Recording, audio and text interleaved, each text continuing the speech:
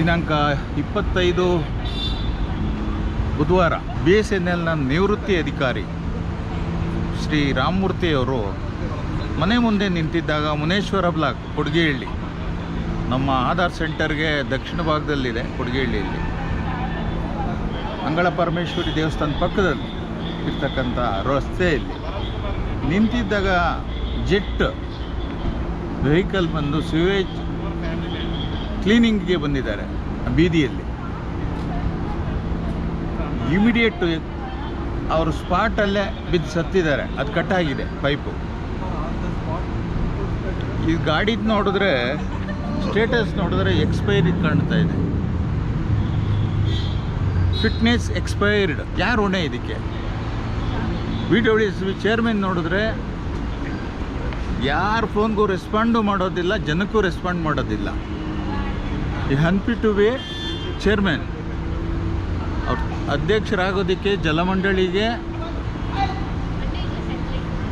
ಅರ್ಹತೆ ಇಲ್ಲದೆ ಇರತಕ್ಕಂಥ ವ್ಯಕ್ತಿ ರಾಮ್ ಮನೋಹರ್ ಪಚಾಯತ್. ಸುಮ್ಮನೆ ಇವ್ರಿಗೆ ಉದ್ದೇಶ ಏನಿದೆಯೋ ಹೋಗ್ಲಿ. ಸ್ಥಳೀಯವಾಗಿರ್ತಕ್ಕಂಥ ಕೇವಲ ಸ್ಥಳೀಯ ಶಾಸಕರು ಮತ್ತು ಮಂತ್ರಿಗಳಿಗೆ 1 ಕಿಲೋಮೀಟ್ರಲ್ಲಿ ಈ ಪ್ರದೇಶ ಇದೆ, ಇವ್ರ ಮನೆ ಇದೆ. ಅವ್ರು ಬಂದು ನೋಡಿದ್ರೋ ಇಲ್ಲೋ ಗೊತ್ತಿಲ್ಲ, ಅಂದರೆ ತನ್ನ ಓಟ್ ಹಾಕಿದ್ರೋ ಅಥವಾ ಅವ್ರ ಕಾರ್ಯದ ಒತ್ತಡನೋ ಬಂದಿಲ್ಲ. ಒಂದು ಜೀವ. ಅವರು ಈಗ ನೋಡಿದ್ರೆ ಅವ್ರ ವೈಫು ನನ್ನ 3 hours ಇದ್ದೆ ಅಲ್ಲಿ ಸ್ಪಾಟಲ್ಲಿ ಬೆಳಿಗ್ಗೆ ಅವ್ರ ಮನೆ ಶವದ ಮುಂದೆ. ರಾಮಮೂರ್ತಿ ಅವರ ಹೆಂಡತಿ ಸರಸ್ವತಮ್ಮ ಅನ್ಕಾನ್ಷಿಯಸ್ ಆಗಿ ಬಿದ್ದರು. ನಾವು ಇಮಿಡಿಯೇಟು RMV ಹಾಸ್ಪಿಟ್ಲಿಗೆ ಸೇರಿಸೋಂಥ ವ್ಯವಸ್ಥೆ ಮಾಡಿದ್ವಿ. ಶಿ ಈಸ್ ಅನ್ಕಾನ್ಷಿಯಸ್, ಪ್ರಜ್ಞಾಹೀನ ಸ್ಥಿತಿಯಲ್ಲಿದ್ದಾರೆ, ICUನಲ್ಲಿದ್ದಾರೆ. ಯಾರು ಇದಕ್ಕೆಲ್ಲ ಹೊಣೆ? ಒಂದು ಜೀವಕ್ಕೆ ಬೆಲೆ ಇಲ್ವಾ? ನಾವು ಪ್ರತಿಯೊಂದಕ್ಕೂ ಸರ್ಕಾರನ ಬುಕ್ ಮಾಡಿ ಹೋಗೋದು ಮುಖ್ಯ ಆಗೋದಿಲ್ಲ, ಅಧಿಕಾರಿಗಳ ಬೇಜವಾಬ್ದಾರಿತನ. ಈಗ ಸರಸ್ವತಮ್ಮ ಅವರು ಜಲಮಂಡಳಿಯಲ್ಲೇ ಶವ ಇಡಬೇಕು ಅಂತ ತೀರ್ಮಾನ ಮಾಡಿದ್ರು. ಅಲ್ಲೊಂದು 3000 ಜನ ಇದ್ದರು ಬೆಳಿಗ್ಗೆ ನಾನು ಹೋಗಿದ್ದಾಗ. ಸರಸ್ವತಮ್ಮನವರು ತನ್ನ ಗಂಡನ ಕೊನೆಯ ಗಳಿಗೆಯಲ್ಲಿ ಅವರ ಶವ ಸಂಸ್ಕಾರದಲ್ಲಿ ಪಾಲ್ಗೊಳ್ಳೋಕ್ಕೆ ಆಗಲಿಲ್ವಲ್ಲ, ತನ್ನ ಗಂಡನ ಶವ ಸಂಸ್ಕಾರದಲ್ಲಿ. ನನಗನ್ನಿಸ್ತು ಇದು ಎಲ್ಲ ಕೊರೋನಾ ಪರಿಸ್ಥಿತಿಯಲ್ಲಿ ಇದ್ದೀವ ನಾವು, ಜೀವಕ್ಕೆ ಬೆಲೆ ಇದೆ. ಅಧಿಕಾರಿಗಳು, ಅದರಲ್ಲೂ ಮುಖ್ಯವಾಗಿ ಚೇರ್ಮನ್ ಜಲಮಂಡಳಿ ಬೇಜವಾಬ್ದಾರಿತನ. ಅವರು ಆ ಜಾಗದಲ್ಲಿ ಇರೋದಕ್ಕೆ ಫಿಟ್ಟಿಲ್ಲ. FIR ಮಾಡಿದ್ದಾರೆ. ಅಕ್ಯೂಸ್ಡ್ 1 BWSB ಅಧಿಕಾರಿಗಳು ನೌಕರರು ಅಂತ ಹೇಳಿದ್ದಾರೆ. ಯಾರ ಹೆಸರು ಕೂಡ ಇದರಲ್ಲಿ ಹೇಳಲಿಲ್ಲ. ಪೋಸ್ಟ್ ಮಾರ್ಟಮ್ ರಿಪೋರ್ಟ್ ಇದೆ, ವೆರಿ ಕ್ಲಿಯರ್. ಸ್ಪಾಟಲ್ಲೇ ಸತ್ತು ಬಿದ್ದಿದ್ದಾರೆ ಅವರು.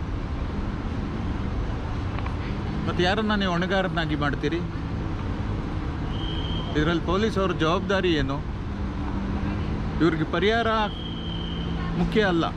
BSNL ಅಧಿಕಾರಿಯಾಗಿ ನಿವೃತ್ತಿ ಹೊಂದಿರತಕ್ಕಂಥ ರಾಮಮೂರ್ತಿಯವರು ಭಾಳಷ್ಟು ವರ್ಷಗಳಿಂದ ನಾನು ಹತ್ತಿರದಿಂದ ನೋಡಿದ್ದೇನೆ. ಇದರಲ್ಲಿ ನಾನು DCP ಅವ್ರಿಗೂ ಫೋನ್ ಮಾಡಿದೆ. ಅಟ್ಲೀಸ್ಟ್ ಇದರಲ್ಲಿ ಅವ್ರಿಗೆ ನ್ಯಾಯ ಒದಗಿಸಿ ಅಂತ ಅವ್ರು ಕೇಳಿಕೊಂಡ್ರು, ನನ್ನ ನ್ಯಾಯ ಸಿಗ್ಬೇಕು ನಮಗೆ ಅಂತ. ಅಟ್ಲೀಸ್ಟ್ ಚಾರ್ಜ್ ಶೀಟಲ್ಲಾದರೂ DCP ಅವರು ಒಳ್ಳೆ DCP ನಾರ್ತ್ ಈಸ್ಟಲ್ಲಿ ಇದ್ದಾರೆ ಅಂತ ಈಗ ಬಂದಿದ್ದಾರೆ ಹೊಸದಾಗಿ, ಕೇಳಿದ್ದೀನಿ. ಚಿಕ್ಕಬಳ್ಳಾಪುರದಲ್ಲಿ ಹಿಂದೆ ಸೇವೆ ಸಲ್ಲಿಸಿದಂಥ ಅಧಿಕಾರಿ. ತಾವು ದಯಮಾಡಿ ಇದನ್ನು ತಾವು ಖುದ್ದಾಗಿ ಇದನ್ನು ಪ್ರಕರಣ ಕಾಣಬೇಕು. ಅವ್ರ ಪರಿಹಾರ ಮತ್ತು ಏನೂ ಕೇಳಲಿಲ್ಲ ಅವರು. ನಮಗೆ ಪರಿಹಾರ ಬೇಕಿಲ್ಲ, ನಮಗೆ ನಮ್ಮ ತಂದೆ ಬೇಕು, ಕುಟುಂಬದ ಮುಖ್ಯಸ್ಥ ಬೇಕು. ಒಂದು ಸ್ಥಳೀಯವಾಗಿ ಇರ್ತಕ್ಕಂಥವರು ಇದ್ರ ಬಗ್ಗೆ ಸಚಿವರು 10 ವರ್ಷಗಳಿಂದ ಕ್ಯಾಬಿನೆಟ್ ದರ್ಜೆ ಸಚಿವರಾಗಿದ್ದಾರೆ ರಾಜ್ಯದಲ್ಲಿ. 10 ವರ್ಷಗಳ 11 ವರ್ಷ ಆಗಿದೆ.